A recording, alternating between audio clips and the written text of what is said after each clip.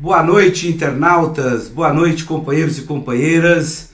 Mais uma live do Sindicato dos Químicos, hoje com uma presença especial. Essa live aqui já tem o quarto ex-ministro que passa por aqui. Vamos falar com Edson Santos. Hoje, nessa semana de diálogo sobre igualdade racial, o tema dele é a importância da institucionalização do combate ao racismo. Bom, os recadinhos de sempre, nos sigam nas redes sociais, Facebook Sindicato dos Químicos de São Paulo, Sindicato dos Químicos e @Hélio Rodrigues Químicos, no Instagram, @QuímicoSP e @Hélio.Rodrigues13. Curtam e compartilhem a nossa live no Facebook. Edson Santos, eu não sei porque colocou aqui, é carioca, para paulista sempre é isso, não tem que falar é carioca. Aí deve ter bastante inveja das praias do Rio de Janeiro. Mas é carioca, foi ministro, 2 vezes deputado federal e vereador da cidade do Rio de Janeiro por 5 mandatos. É autor de leis importantes como a meia entrada para estudantes e o primeiro feriado municipal de Zumbi dos Palmares. Deputado federal negro, mais votado do Brasil em 2006, foi nomeado por Lula em 2008 para ser ministro da Igualdade Racial. Encaminhou no Congresso a aprovação do Estatuto da Igualdade Racial e acelerou a titulação dos territórios quilombolas. Foi também uma das principais vozes ouvidas pelo Supremo Tribunal Federal no julgamento que declarou constitucionalidade das cotas raciais nas universidades. Vamos trazer rapidamente para cá o nosso grande companheiro Edson Santos para o nosso debate. Boa noite, companheiro, tudo bem? Boa noite, Hélio. É um prazer estar contigo aí, com os companheiros aí de São Paulo, para dialogar um pouco sobre a luta política, né? Hoje no Brasil. E você viu que colocaram aqui para mim ler no currículo que ele é carioca. Isso aqui deve ser uma inveja danada, né? Os paulistas adoram de falar isso, né? Ele é carioca. Edson, como é que você está vendo essa conjuntura? E aí a gente já entrando no debate nosso sobre a institucionalização do combate ao racismo. Nessa semana que a gente está fazendo dos diálogos sobre igualdade racial, sempre lembrando e agradecendo ao companheiro Rafael Pinto por ter organizado esse debate, e a gente vai nessa toada aqui. Então é contigo, meu companheiro. Então, o Rafael, quando me falou que a gente ia dialogar sobre isso, eu acho que esse é o tema do século XXI, né? Nós tivemos 350 anos de escravidão no Brasil, onde o Brasil dividia-se entre senhores e escravos. Era o regime escravocrata. E posterior a isso, com a abolição da escravidão e a forma como ela se deu, o Brasil importou mão de obra europeia e até asiática, né? A imigração japonesa no Brasil, ela teve seu centenário em 2010. Então, os primeiros japoneses a chegarem, a aportarem aqui no Brasil, foi em 1910, né? E tudo isso com o fito de substituir a mão de obra, o negro, enquanto elemento do setor produtivo brasileiro. O que gerou um gap enorme, né? O negro era a maioria da população brasileira e hoje ele está ocupando a base da pirâmide social do nosso país. Então, a questão do racismo é um desafio o Brasil superar essa chaga da escravidão, que o Mino Carter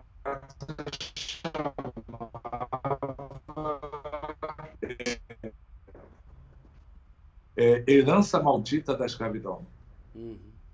Então, essa é a nossa luta, que já hoje, no século XXI, já entrando na segunda década do século XXI, as coisas vêm se colocando mais nítidas aos olhos da sociedade, da população trabalhadora brasileira.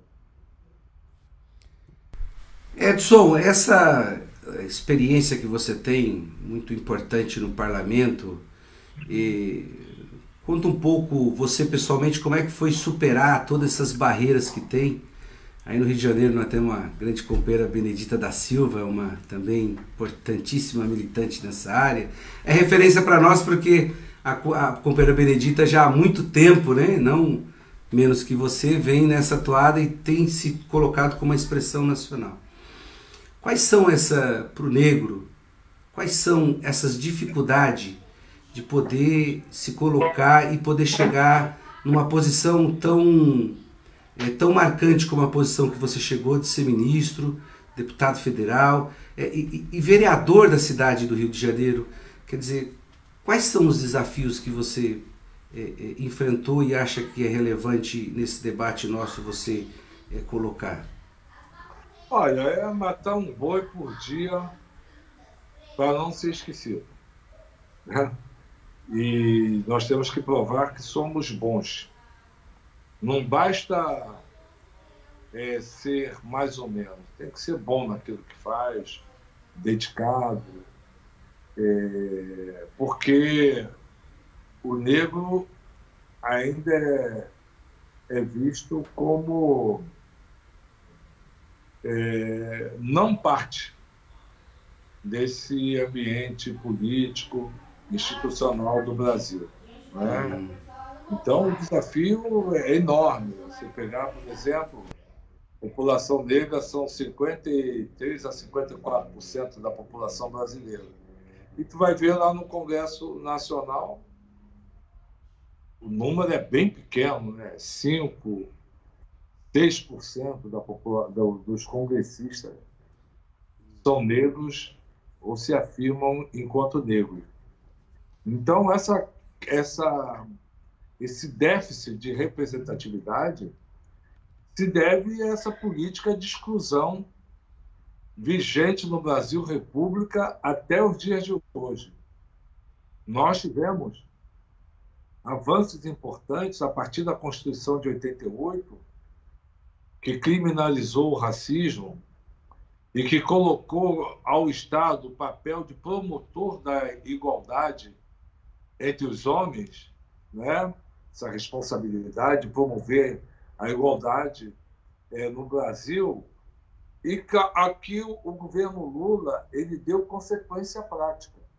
Quando ele cria a secretaria, depois o ministério, quando eu cheguei, que foi primeiramente coordenada pela Matilde Ribeiro, Secretaria de Política da Igualdade Racial. Ou seja, é o Estado assumindo a responsabilidade de promover a igualdade racial em nosso país, na medida em que os negros têm sempre um tratamento menos igual na sociedade brasileira. E acho que tem uma questão que a gente pode fazer um link com esse tema que eu acho que eu queria escutar muito você falar sobre as cotas.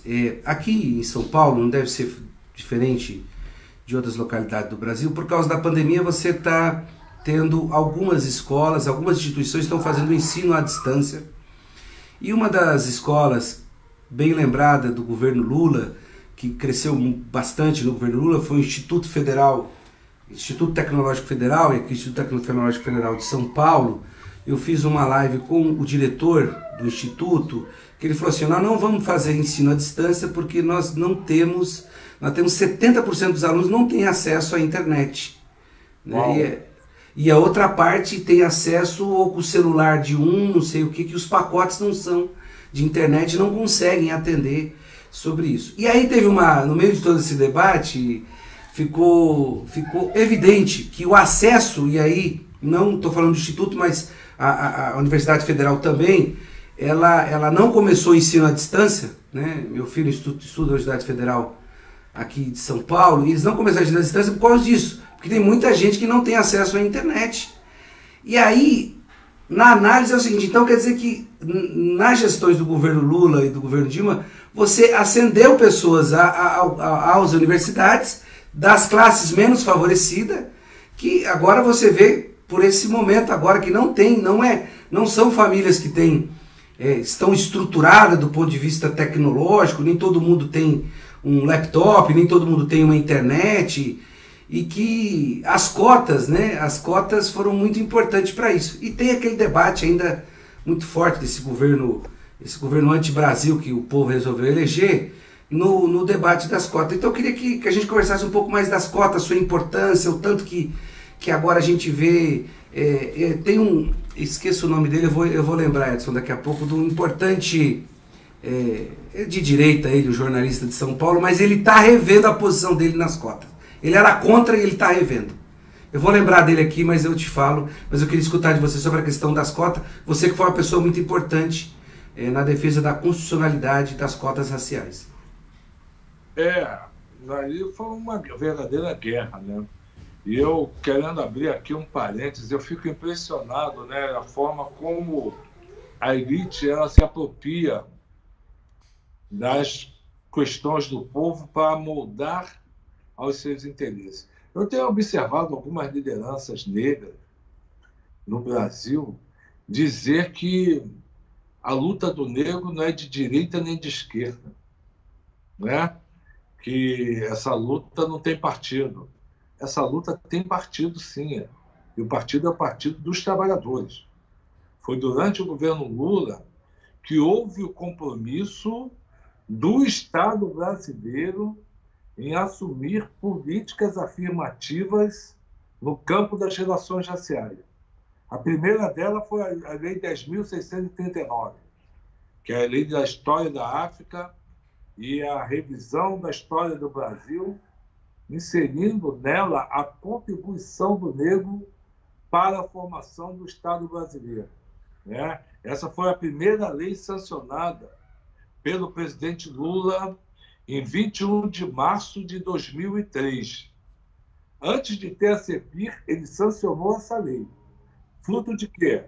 De um compromisso dele, enquanto político comprometido, né, com as transformações sociais no Brasil, né, o compromisso dele assumido com o segmento majoritário da população, que é o movimento, que é a representação negra, né? Sugestão do movimento negro, a criação da CEPI e a instituição dessas políticas, que nada surge assim da cabeça de alguém. Tudo tem um início, né? E o início foi exatamente o movimento negro desmontar a visão da democracia racial no Brasil, né? Que era vigente, não, somos todos iguais. No Brasil são todos tratados enquanto iguais, em contraposição ao que ocorria na África do Sul e nos Estados Unidos, né? O movimento negro foi responsável por desmontar essa visão de igualdade racial e mostrou que o Brasil era um Estado, o Estado brasileiro, que exercia o racismo como forma de excluir o negro de oportunidade, né? E o governo Lula, né, ele teve a coragem de assumir essas bandeiras do movimento negro. Por isso eu fico estarrecido, viu? Quando vejo lideranças negras dizerem: não tem nada a ver, não é de esquerda e de direita. Tem a ver, sim. Basta ver a história recente. E aí entrou a questão de cotas, né, para responder a sua pergunta. A primeira parte foi um desabafo. A segunda parte agora é a resposta à pergunta. Quando, aqui no Rio de Janeiro, no governo Garotinho, teve o debate de cotas na UERJ. E um debate duro, a universidade resistiu muito inicialmente. A reitora da UERJ era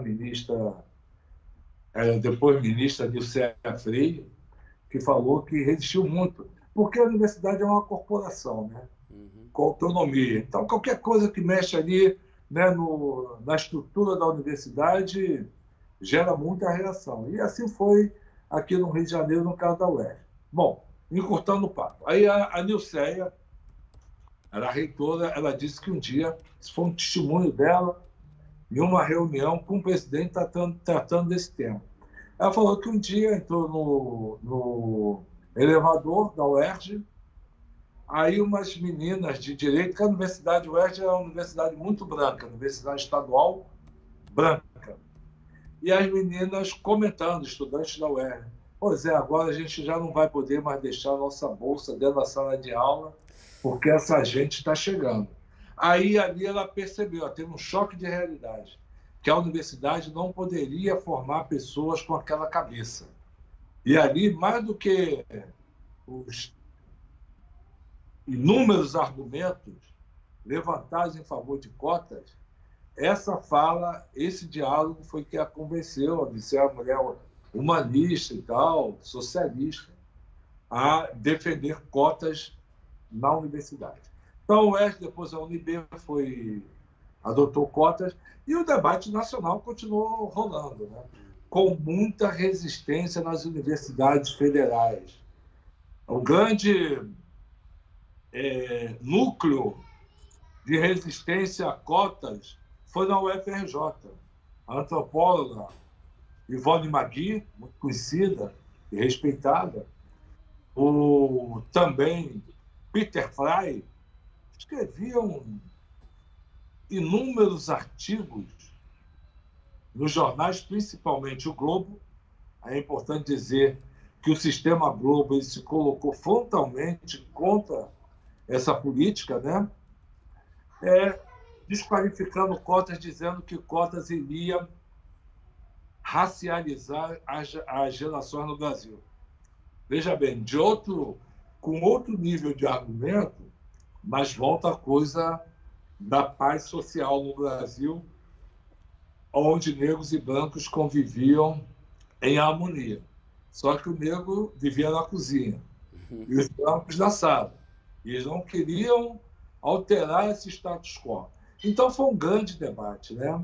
Um debate que desagou também no Estatuto da Igualdade Racial. A Globo fez um jornal nacional onde ela entrevistou 13 pessoas. 13 pessoas. E apenas uma defendendo cotas. Então, foi uma luta muito dura.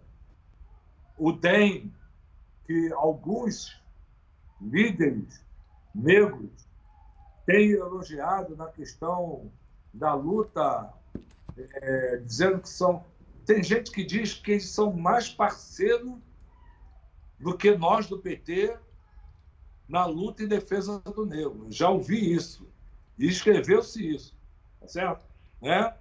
O DEM entra no STF com uma ação de declaração, a DPF, né, contra cotas. Foi aí que a gente teve que desenvolver todo um diálogo, né, com o STF, com lideranças da sociedade, no sentido de garantir, né, que o STF declarasse que a lei de cotas cumpria com os fundamentos da Constituição da República Brasileira. Então, vocês vejam, você observa aí que o ambiente em que nós tratamos dessa coisa no governo do presidente Lula era um ambiente muito hostil.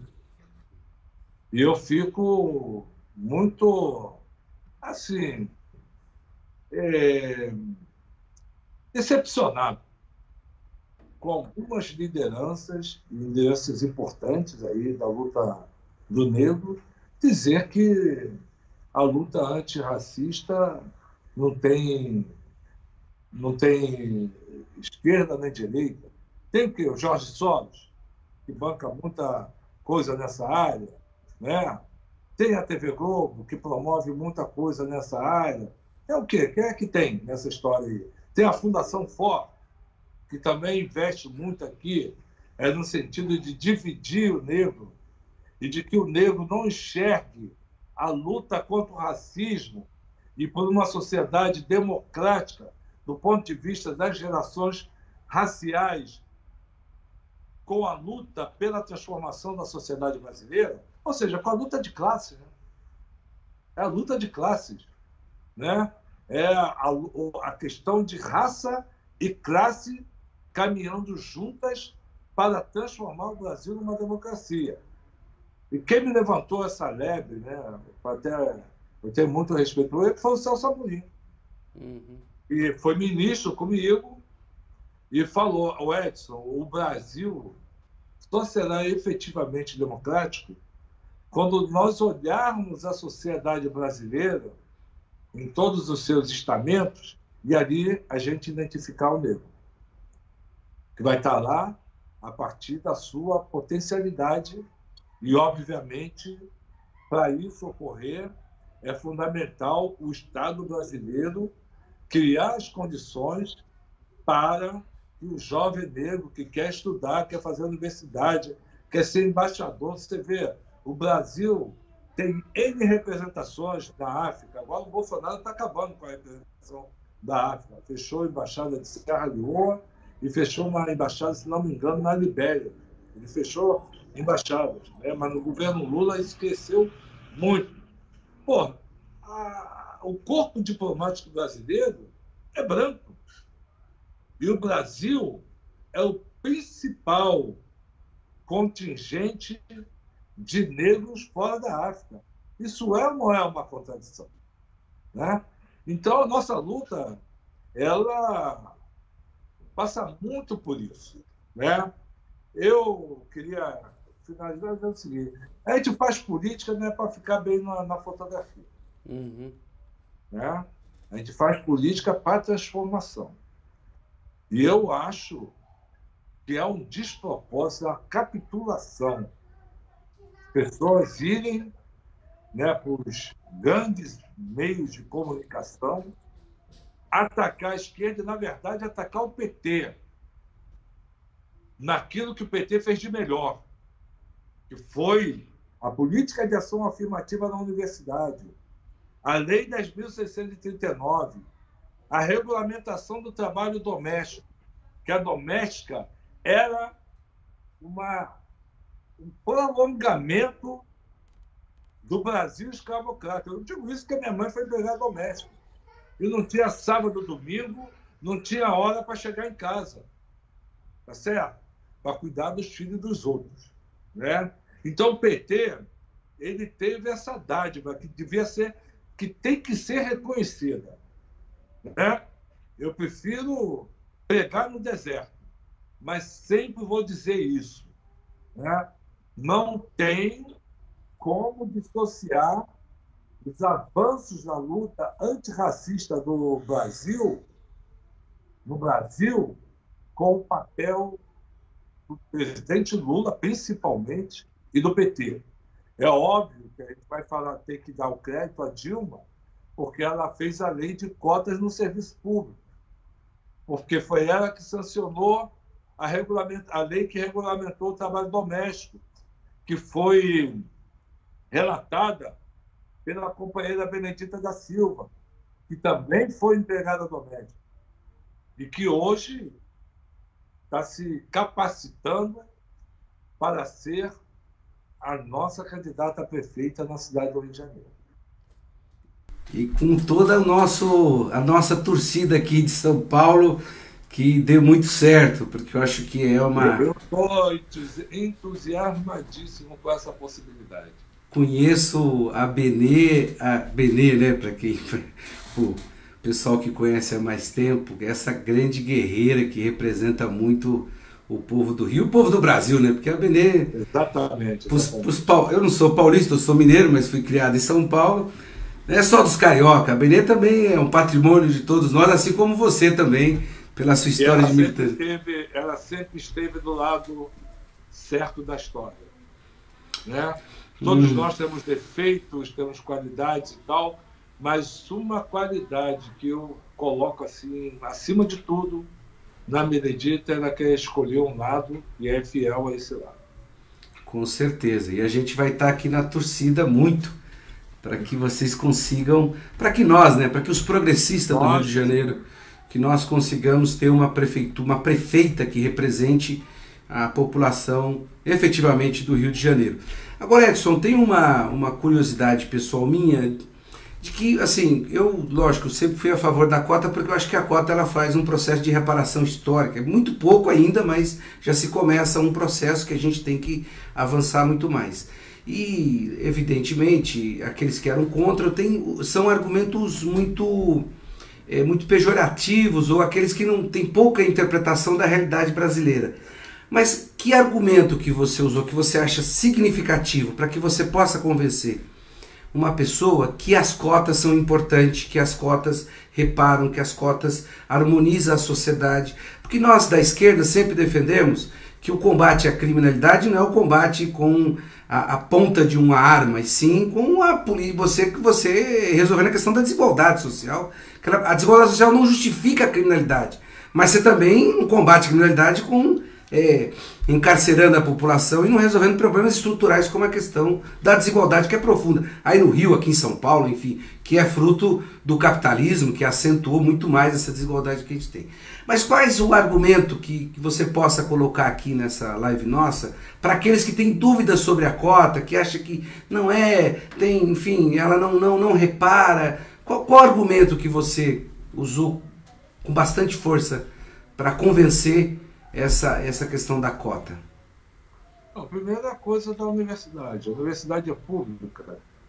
E até o cara que vai lá na birosca comprar um saco de arroz, um saco de feijão, ele está pagando imposto ali. Então, e esse imposto nos estados são principalmente o ICMS, né, e tem outros impostos federais, é o que vai fazer o bolo do orçamento para distribuir, né, para as áreas e inclusive as universidades. Aí tu ia na universidade, eu fiz a UERJ, né, estudei na UERJ, eu era um dos poucos negros na universidade, né, e eu fiz movimento estudantil, né, aquela viragem de 70, 80, até início de 80, eu era do movimento estudantil. Eu fui vice-presidente da União Estadual dos Estudantes. E no movimento estudantil, então, que era uma coisa mais seletiva, né? Até por conta do tempo, de dedicação, interesse, a presença do negro era muito pequena. Aí tu vai hoje na universidade, na UERJ, na UFRJ, aí tu vê, cara, um negócio que te deixa emocionado. Meninos e meninas negras. E agora eles estão usando o turbante na cabeça, o cabelo, né? Eu não tenho cabelo, né? Então, aquele cabelo até colorido, não sei o quê, circulando dentro da universidade, né? Usufruindo daquele bem que o Estado tem que oferecer a todos, obviamente, o ensino universitário. A pessoa tem que ter um interesse, né? Que o básico é obrigatório, né? Todo mundo tem que colocar o filho na escola para aprender a ler, escrever, somar e etc. Aí ele faz o básico ali, fundamental. E depois, de acordo com a sua potencialidade, né, e seu interesse, vai fazer o ensino médio no Instituto Federal ou vai fazer a universidade. Então, isso o Estado tem que prover. E não prover apenas para alguns que estudam escola particular, que pagam, né, escola particulares, boas escolas, conseguiam fazer um vestibular e chegar à universidade. Aí você vê o negócio como é que é, né?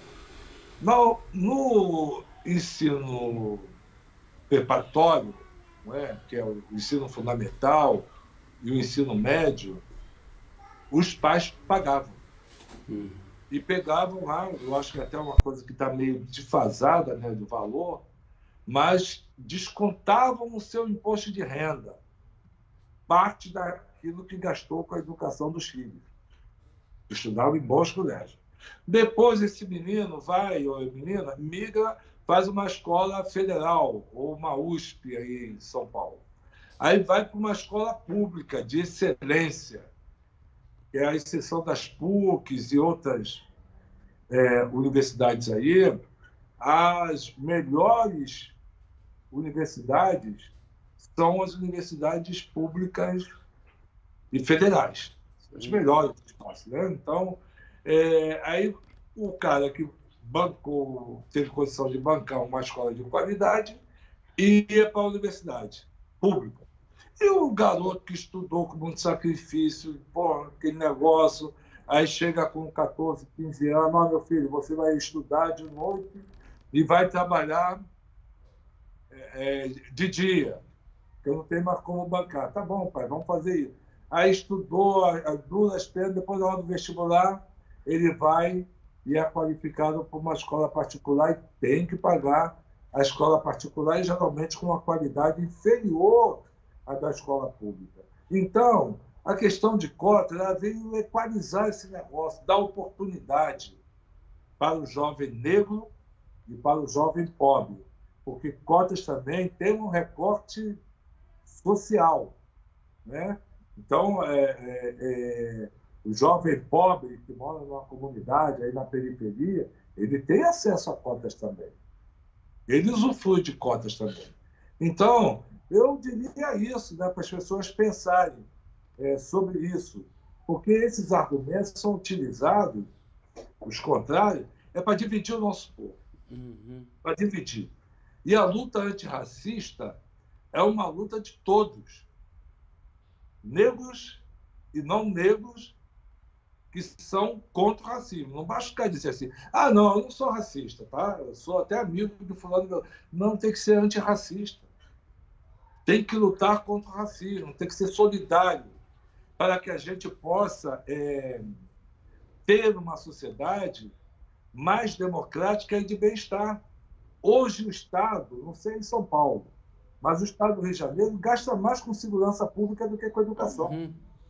Tá? Se for somar o gasto com segurança, polícia, aparato policial, carro, arma, né? Aposentado da área de segurança, sistema penitenciário, são 26% do orçamento do Estado do Rio de Janeiro. Entendeu? Então, e esse aparato de segurança é feito para quê? Para defender a propriedade. Tá certo? Propriedade que está ligado à classe média e à elite brasileira. Então, é por isso que nós temos esse problema na segurança vinculado à questão racial. Quantos George Floyd morrem por dia no Brasil? Negros assassinados pela polícia. Né? Então, a polícia ela acaba sendo doutrinada a enxergar num jovem negro, pobre, o negro em si, né? Se o negro também tiver com um carrinho na rua, ele já olha atravessar. Né? O jovem negro, um potencial inimigo.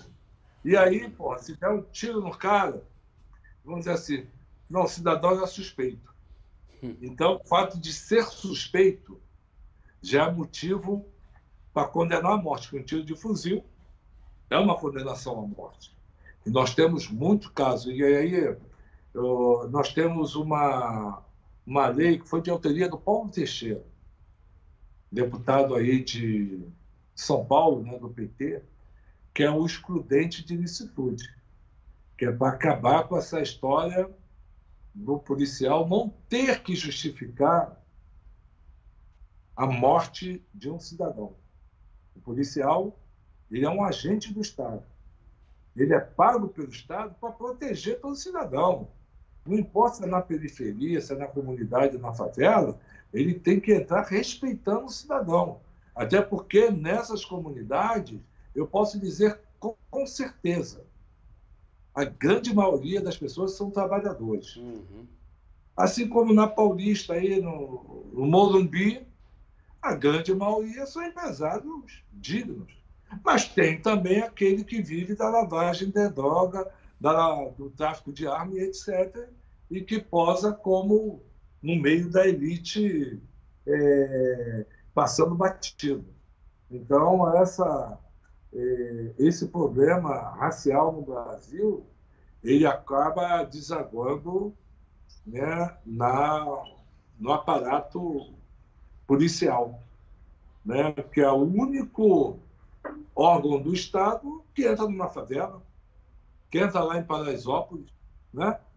Você vê a precariedade dos serviços saúde, de educação, nesses locais é um absurdo. Mas tu vê o policial entrando com o carro do ano da polícia lá, a arma bem equipada e tal, para agredir a população. Eu não quero dizer que o policial não deve ser bem equipado, mas eu acho que o médico que trabalha na unidade básica de saúde, ele devia ser bem pago, para atender bem a população.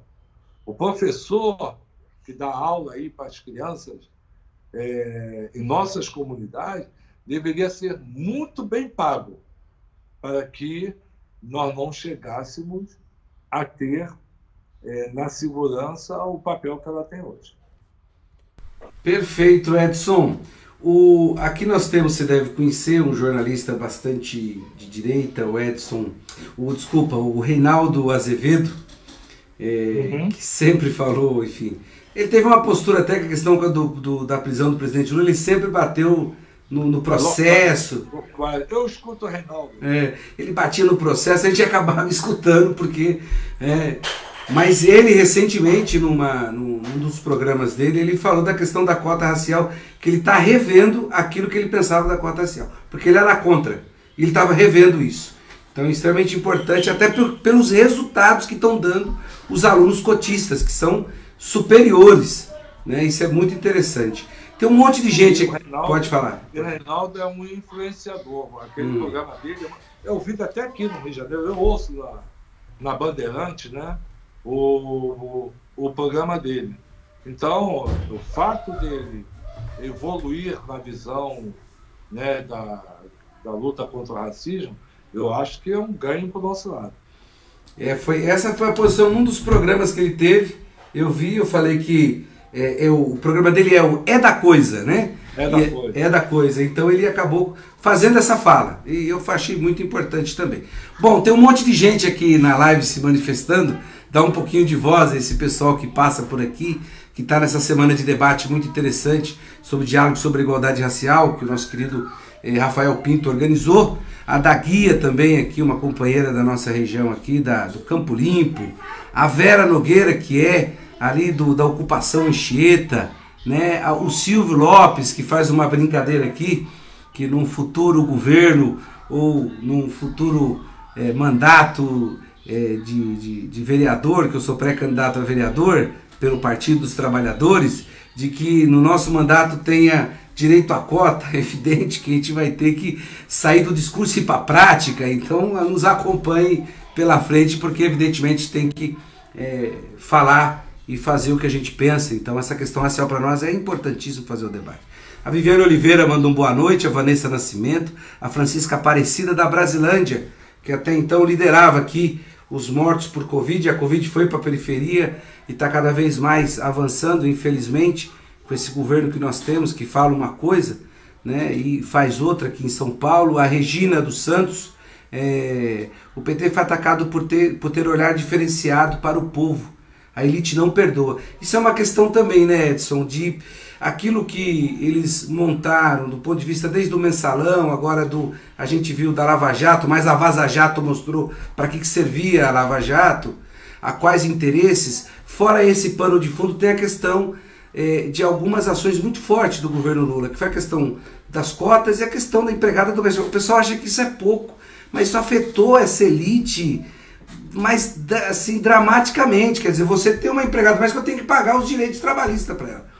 Isso afetou demais, inclusive essa classe média que a Marilena Chaui tanto gosta, foi bastante, se colocou muito contrário a esse governo e usou de todos os artifícios contra o governo do PT, até eleger o que eles elegeram agora.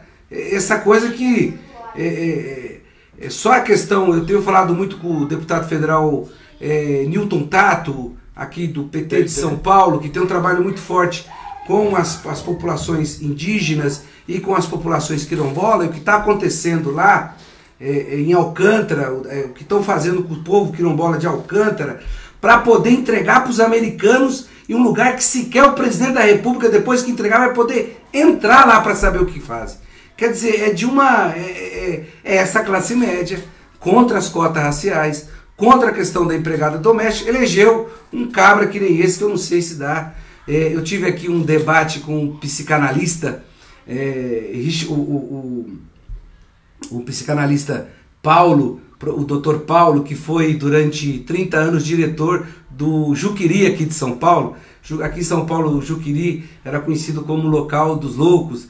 Aí ele falou assim, ó, esse cara não é louco não, esse cara é safado, porque louco eu entendo, né? Esse cara não é louco não. Então elegemos um presidente que fez isso contra a nação brasileira.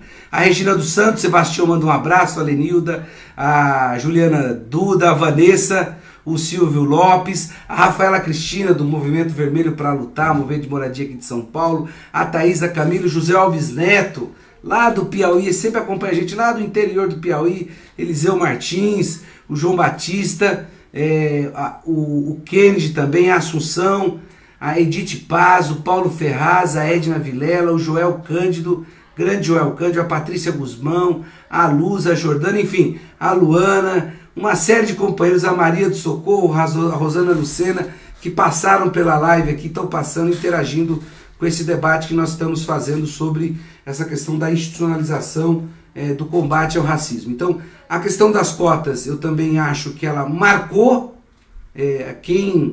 aquilo mesmo que você falou, Edson, quem falar que a questão racial não é nem direita nem esquerda, acho que não sabe nem que lugar está no hemisfério sul aqui, né? Pior que sabe para quem está servindo, né? Infelizmente a gente tem um deputado federal no Rio de Janeiro, o Hélio, né? Ele é do PSL, o Hélio. Bolsonarista. Carrega meu nome e ainda faz o que ele está fazendo, né? Um contrasserviço à questão da luta do combate ao racismo, tentando colocar que tudo é normal, nenhum problema, isso é brincadeirinha, exatamente ao contrário do que a gente vê. Quando a gente faz aqui na periferia de São Paulo, e não é diferente do Rio de Janeiro, o Rio de Janeiro tem a Cidade de Deus, aqui nós temos Cidade de Tiradentes, que são regiões que foram colocado a população, na sua grande maioria, a população negra. Aqui 60% da periferia de São Paulo são, aqui segundo a pesquisa que saiu ano passado sobre a desigualdade social, são pretos e pardos que compõem essa periferia. A gente sabe que tem ausência de tudo isso que você falou. Agora, em que momento você acha que nós estamos nesse debate? Como é que nós podemos retomar, Edson, um momento de avanço nessas questões que estavam indo, que a gente estava se orgulhando de sair? Eu, como dirigente sindical, que já andei boa parte do mundo, e você como deputado deve ter andado, e como ministro também, boa parte, quanto nos orgulhava falar, e quantas pessoas queriam saber do Brasil, como é que estava o Brasil, esse avanço todo. Quando que você acha que a gente pode retomar e de que forma você acha que a gente pode retomar esse processo de novo? Olha, a nossa política foi derrotada, né? No tapetão, até porque a coisa do impeachment da Dilma, depois a prisão do Lula, tudo isso veio a dar no Bolsonaro, né? Então a gente precisa ter maturidade de recuperar o protagonismo político no Brasil. Essas eleições são fundamentais para a gente crescer no processo, se firmar mesmo como alternativa. Eu percebo que há uma movimentação, inclusive de alguns partidos de esquerda, no sentido de isolar o PT, né? Não, nós somos mais palatáveis, né, ao sistema, né? Felizmente, o Ciro Gomes é um que está cumprindo esse papel de uma forma vergonhosa. Mas, independente disso, a gente tem que construir vitórias nessa eleição, né? Vitórias do PT, tem que sair maior nessa eleição, e em 2022 construirmos as condições para ganhar a eleição. Porque nós disputamos a eleição em 89, com Lula perdemos, em 94 perdemos, 98 perdemos, ganhamos em 2002, né? E ganhamos no voto. Agora, eles tiveram que dar um golpe para nos tirar do governo. Essa que é a realidade. E hoje a Vaza Jato está mostrando o conluio desse Ministério Público aí, a República lá de Curitiba, e da Polícia Federal com o Departamento de Estado americano e com o FBI, né? No sentido de quê? De atacar as lideranças do partido no país, culminando com a prisão do presidente Lula, e destruir as grandes empresas que nós tínhamos na área de construção pesada. O resultado da Lava Jato é esse. Aí eles falam que economizou, isso aqui é mentira. Se você for ver o resultado social da Lava Jato, venha ver o que é a indústria naval do Rio de Janeiro hoje. Acabou com a indústria naval. A Petrobras está alugando plataforma, está alugando navio no exterior, gerando renda lá fora. Isso é o resultado dessa política golpista que está vigindo até hoje e que colocou o Bolsonaro, presidente da República, o Guedes, ministro da Economia, com um único papel, função de vender o patrimônio nacional, de alienar o território nacional, como é o caso de Alcântara. Eu, como ministro da Igualdade Racial, estive em Alcântara.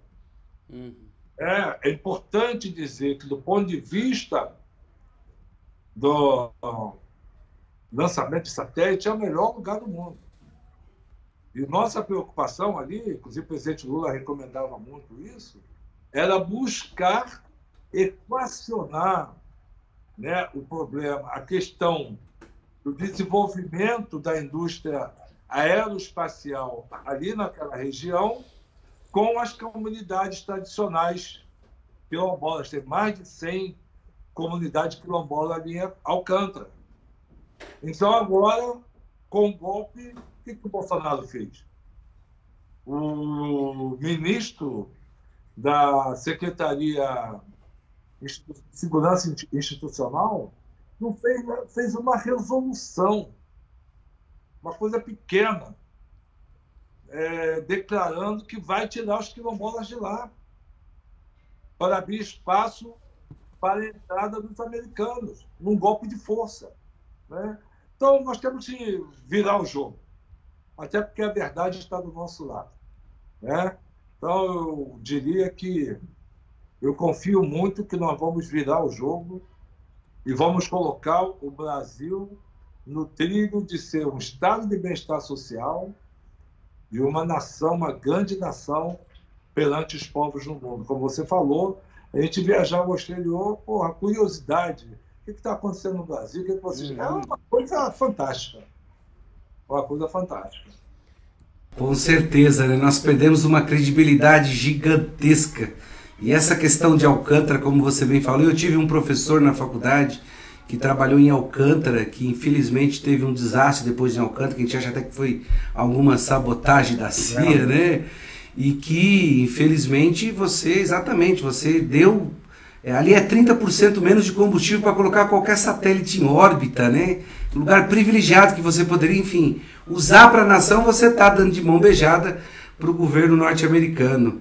E sem nada em troca, né? Nada em troca. Não tem nada em troca. Não, tapa na bunda que o Bolsonaro toma do Trump, é isso. Impressionante. É o carinho que ele recebe. Não, eu sou amigo dele, segundo.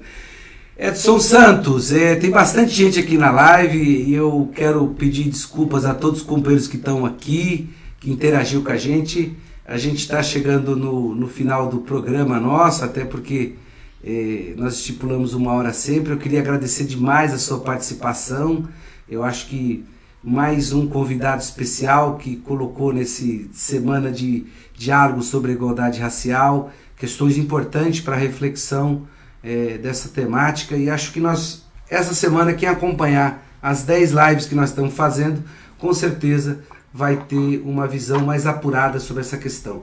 Queria agradecer demais aí a sua participação, agradecer sempre ao Rafael Pinto por estar organizando esse processo, e estamos juntos, e toda a sorte a nossa amiga Benê.